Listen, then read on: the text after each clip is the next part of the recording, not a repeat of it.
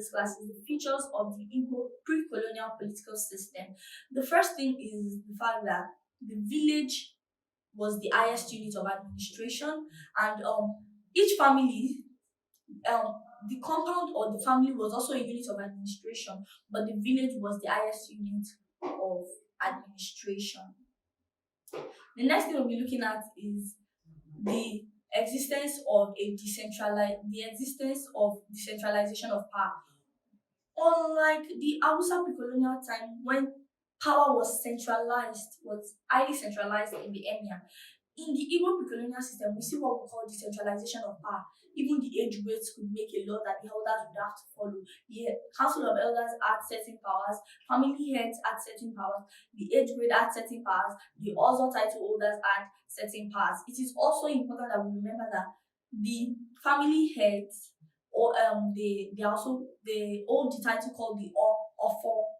They hold the offer title. So every family head holds the offer title, and the gathering of every offer title holder or family head is what we call the council of elders meeting.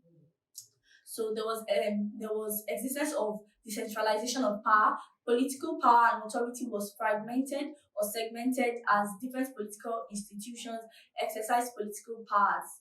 We had the age grades, we had the villages, we had the village head, and power was highly decentralized. Nobody had totality of power. Nobody could abuse power and go scot-free.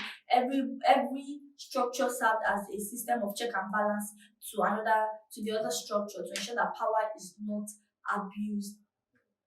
The next thing is the next feature of the Igbo pre-colonial political system is the council of elders. The council of elders. Every family head, they played an important role in the administration of the village. They implemented laws and they settled cases. So the council of elders implemented laws. Even the age grades could implement laws too, and then they settled cases.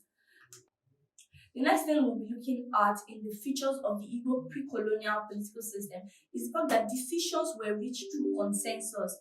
Nobody could take decision on their own. Everybody had a say when decisions are taken. So the age grade had their own say, the elders had their own say, the male adults of the village also had a say. So nobody took decisions that everybody had to follow without asking for the opinion of the other person.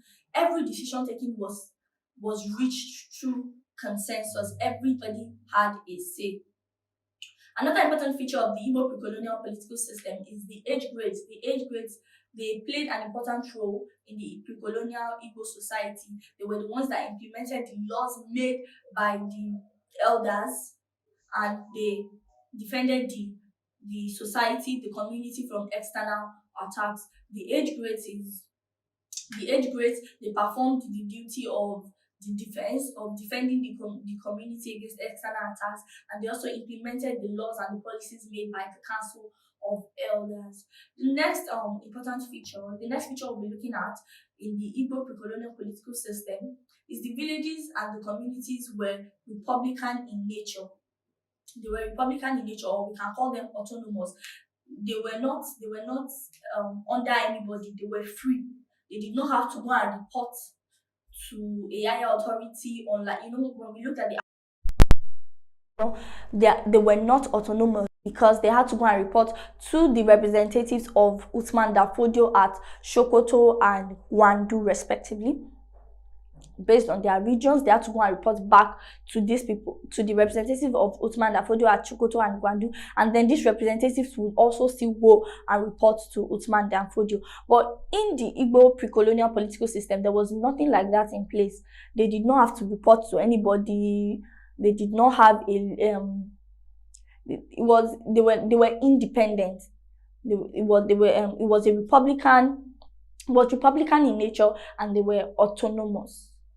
The next thing is the fact that succession to leadership is not hereditary, it's by achievement.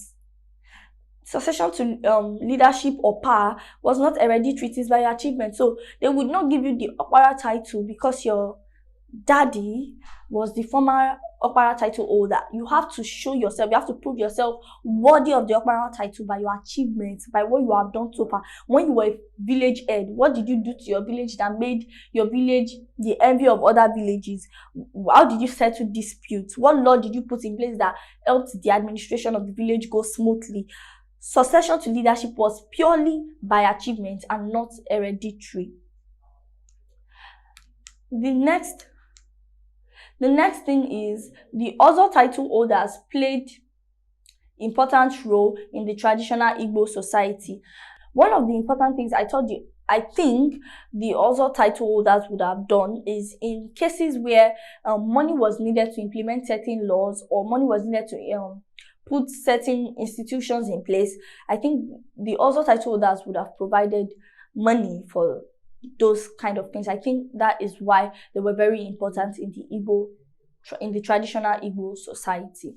Another important feature of the Igbo pre-colonial political system is the fact that the deities and oracles provided a bond of unity amongst the people, and there was a fusion of religion, judicial, and political functions in the administration.